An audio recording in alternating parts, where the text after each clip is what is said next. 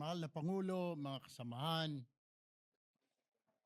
ang kuryente o elektrisidad ang pangunahing nagpapatakbo sa ating mga tahanan, paaralan, ospital, mga negosyo at maging sa ating pamahalaan. Sa madaling sabi, kung walang maasahan at abot kayang kuryente, mahihirapang umunlad ang ating bayan.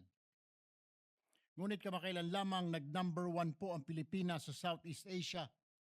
Hindi po sa larangan ng sports, hindi po sa larangan ng edukasyon o ekonomiya, kundi last June, we recorded the highest electricity rates in Southeast Asia at 13 pesos to 14 pesos per kilowatt hour.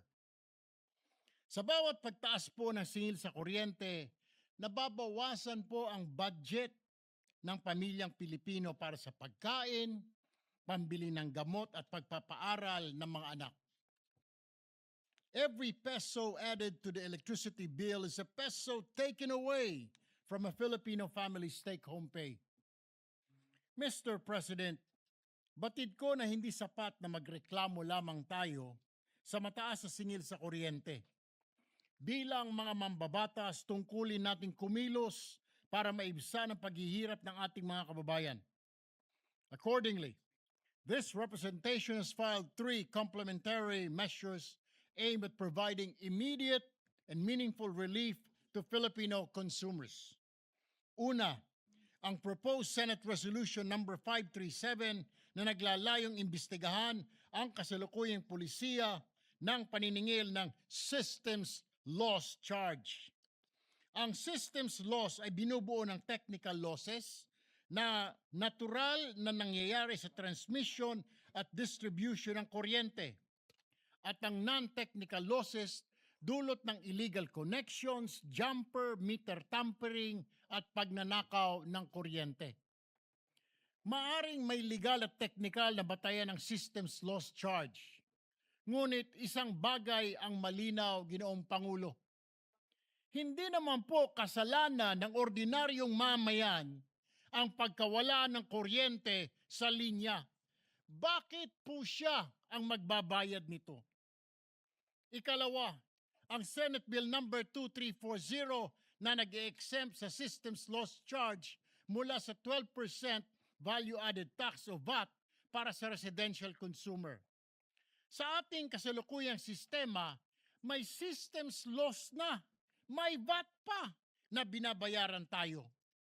Binubuwisan po at kailangan daw nating bayaran ang nawalang kuryente na hindi naman po natin nagamit, Ginoong Pangulo. Dobleng pasanin sa ating mga kababayan. Hanggang saan ba dapat ipasa sa consumers ang gastusing ito? Ikatlo, inihain din natin ang Senate Bill number 2339 na naglalayong tuluyang ipawalang bisa na ang energy tax sa ilalim ng Batas Pambansa bilang 36. When this law was passed in 1979, it sought to encourage energy conservation through an additional tax on high residential electricity consumption. Kaso mo, Ginoong Pangulo, iba na po ang panahon ngayon. Hindi na po luho ang kuryente, kundi pangunahing pangangailangan para sa pag-aaral, paghahanap buhay, komunikasyon, pangangalagang pangkalusugan at sa simpleng pamumuhay na may dangal at dignidad ng bawat pamilyang Pilipino.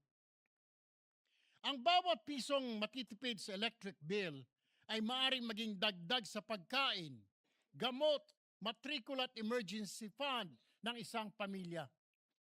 Ayon mismo sa mga distribution utilities, ang systems loss ay isang regulated pass-through charge kung saan humigit kumulang 5% na karaniwang residential bill ay napupunta rito, habang mahigit 10% naman ay napupunta sa iba't ibang buwis at government charge. Kung may kapangyarihan po ang pamahalaan na suriin ang mga lumang pulisiya at alisin ang mga hindi na makatarungang pasanin, mayroon din po tayong tungkulin para ibasura ito.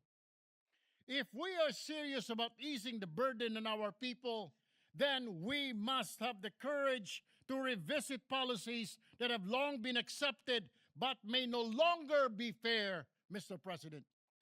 As I conclude, allow me also to acknowledge my fellow senators who have filed similar or related measures. Senator J.B. Ejercito, Senator Kiko Pangilinan, Senator Risa Ontiveros, Senator Lito Lapid, Senator Chis Escudero, Senator Bam Aquino, and Senator Amy Marcos, Senator Rodante Marcoleta, and Senate President Gatchalian. I therefore call on this chamber, both the majority and the minority, to join me, Mr. President, in supporting these measures and in working together toward an energy sector that is efficient, transparent, competitive, and above all, fair to the Filipino people. Maraming salamat po, Ginoong Pangulo.